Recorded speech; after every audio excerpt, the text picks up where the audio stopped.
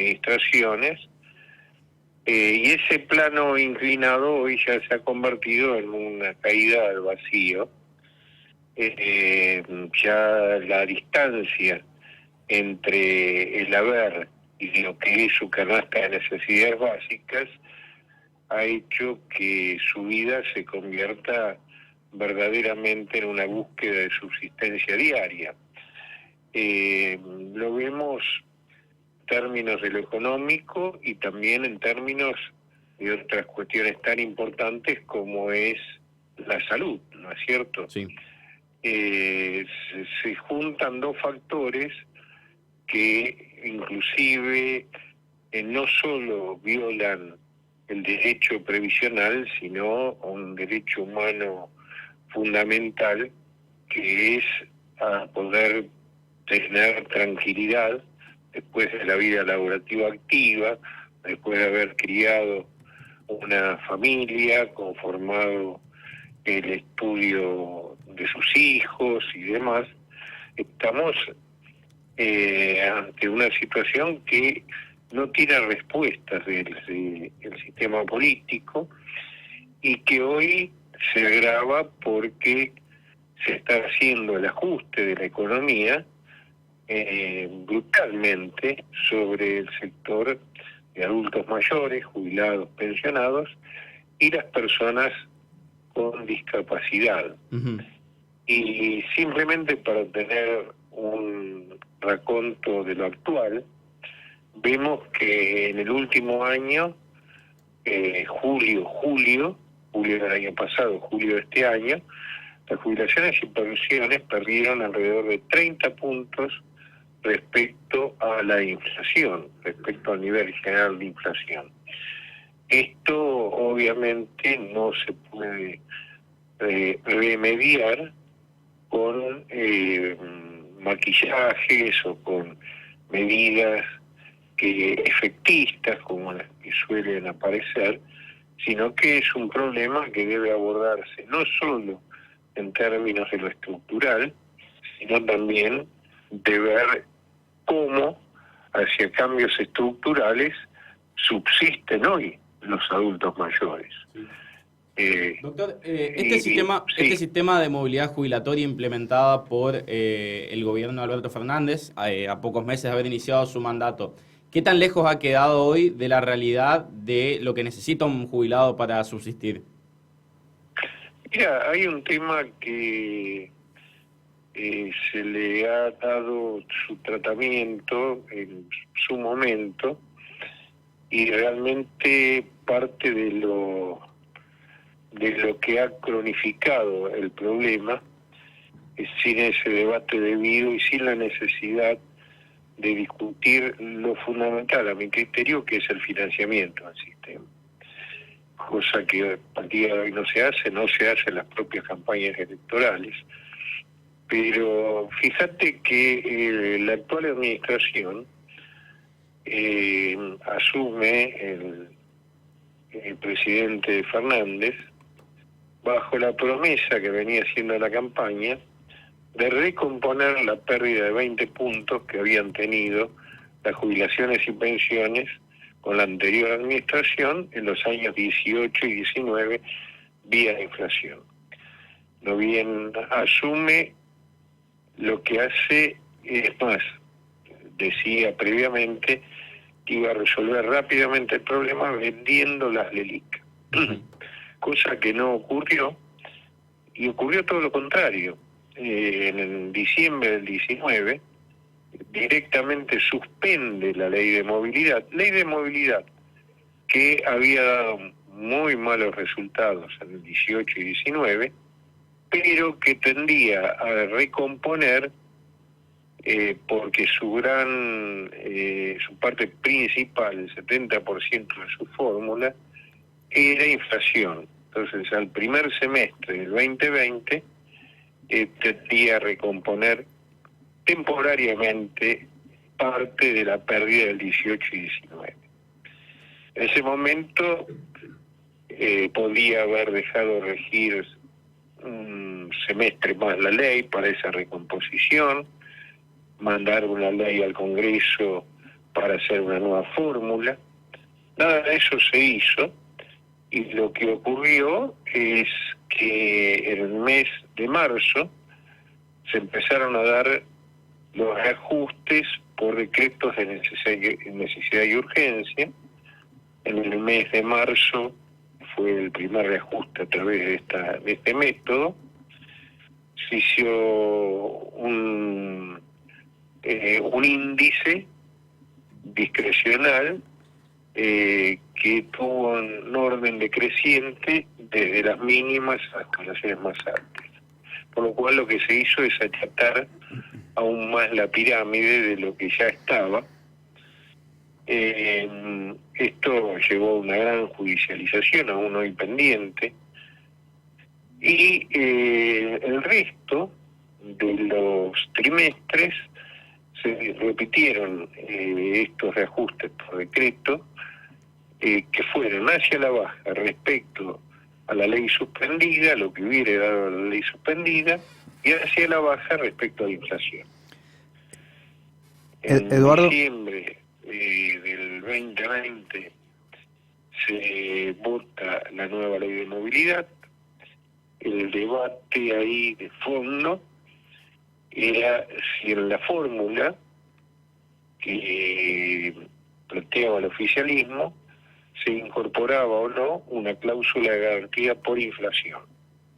Habíamos quienes fuimos invitados simplemente como expertos a dar nuestra opinión, y todos los que fuimos, sin conocerlos, de distintos orígenes, yo como defensor y gerontólogo, otros como previsionalistas y demás, coincidimos en la necesidad de esa cláusula, porque si bien en ese momento la inflación no era alta en términos relativos, obviamente, sabemos los argentinos, los más viejos sobre todo, que es un problema crónico de nuestra economía. Esto fue rechazado. Los miembros informantes por parte del oficialismo fueron los diputados Carlos Heller y la diputada Vallejos. La diputada, se votó la ley con esta fórmula, y a partir del 2022 empieza esta tobogán descendiente cada vez más notorio, y desde hace un año a esta parte caída libre directamente. Entre julio del año pasado y julio de este año, las jubilaciones y pensiones perdieron 30 puntos de poder adquisitivo conforme los índices de inflación a nivel general. Doctor, hasta acá llegamos, y esto se profundiza día a día, ¿no es cierto? Le hago una consulta. ¿Cómo no? Desde la Defensoría, ¿qué acciones llevan adelante para atender la desesperante situación de los jubilados? Mira, en términos de lo judicial, más allá de atender los casos individuales, y ahora te comento cuál es la situación de esos, tenemos varios juicios pendientes, amparos colectivos, que están en conocimiento de la Corte y no falla. La Corte, recordemos que no tiene términos para emitir sus fallos. Tenemos el cuestionamiento de lo que fue el factor empalme del cambio de fórmulas de movilidad en diciembre del 2017, que ahí se aplicó retroactivamente la ley, por lo cual no se ajustaron a todos los jubilados 6 puntos. Luego tenemos el cuestionamiento por inconstitucionalidad de los decretos de necesidad y urgencia de la actual administración durante el 2020, lo que comentaba anteriormente. No solo está nuestro amparo colectivo, sino que hay cientos de presentaciones de jubilados en todo el país con fallos de cámara favorable, y que también está ahí en conocimiento de la Corte. Y ahora, más recientemente, hemos judicializado lo que es el bono, que en realidad es el eufemismo de un pago negro. el llamado bono, que es un reconocimiento no remunerativo, se usó siempre, y lo usaron todas las administraciones, por 1 o 2 meses, antes de una elección, o cuando la fórmula daba muy mal porcentaje. Pero la gestión del actual ministro, el ministro Massa, lo sistematizó y ahora cumple 1 año consecutivo de entregarse encima a un sector de jubilados nada más, por lo cual rompe el principio de equidad y proporcionalidad, que son 2 fundamentos centrales de todo el sistema jubilatorio. Fíjense inclusive que el reajuste por ley de movilidad entre julio del año pasado y julio de este año fue del 89%, aplicando la ley de movilidad, y la inflación en el mismo periodo fue el 120%. Perdieron 30 puntos directos del haber cuanto a su poder adquisitivo, y cada vez están más distantes los jubilados y pensionados de cubrir su canasta de necesidades básicas.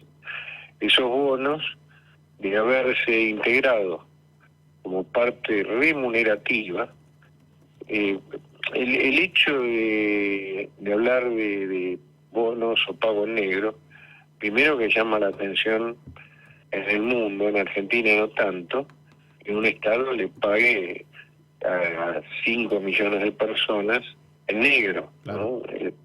Esto, si lo quisiera hacer un particular, sería condenado, ¿no? Aún por la justicia laboral. Sí, sin duda.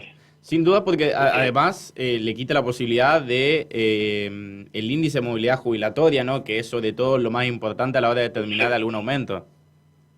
Bueno, eso es exactamente, lo adelantaste, porque es lo que tenemos planteado ante la justicia. Fíjense, si en este año, julio del año pasado, el 2022, julio del 2023, esos bonos hubieran sido remunerativos, y se hubiera aplicado tal cual ocurrió la ley de movilidad, la fórmula, hoy la jubilación mínima sería prácticamente el doble. Uh-huh.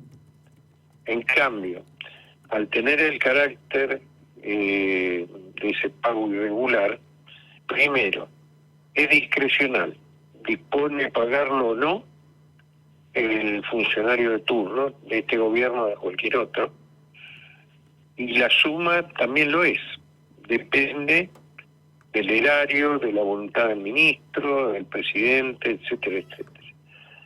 Y en términos prácticos, bueno, lo que señalaba, no reajusta sobre eso, sobre el bono en la ley de movilidad, y no reajusta tampoco el aguinaldo, y acá se ha naturalizado, parece que es normal, ¿no es cierto? Sí.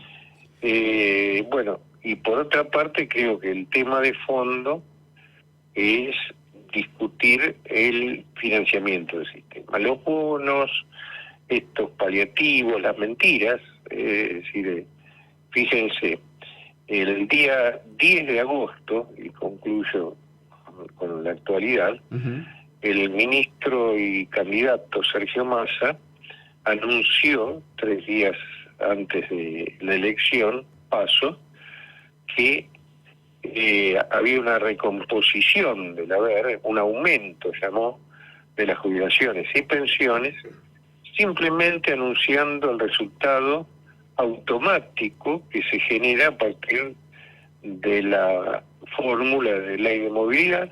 Anunció el 23.29% para todos los jubilados y pensionados, y en paralelo anunció que el bono, que hasta agosto era de 20.000 pesos para la mínima, pasaba a ser 27.000 pesos.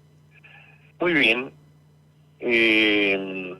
habló de que se le ganaba la inflación, hizo unos cálculos estrambóticos que nada tiene que ver con la realidad, pasaron el domingo 13 las elecciones y el lunes 14, algo que obviamente el ministro sabía porque no se resuelve en 3 horas, se... ¿Doctor? Hola. Se nos fue el doctor. Se nos fue el doctor. Sí, sí. Estaría pasando por algún túnel. Bueno, en general nos queda claro que hay una relación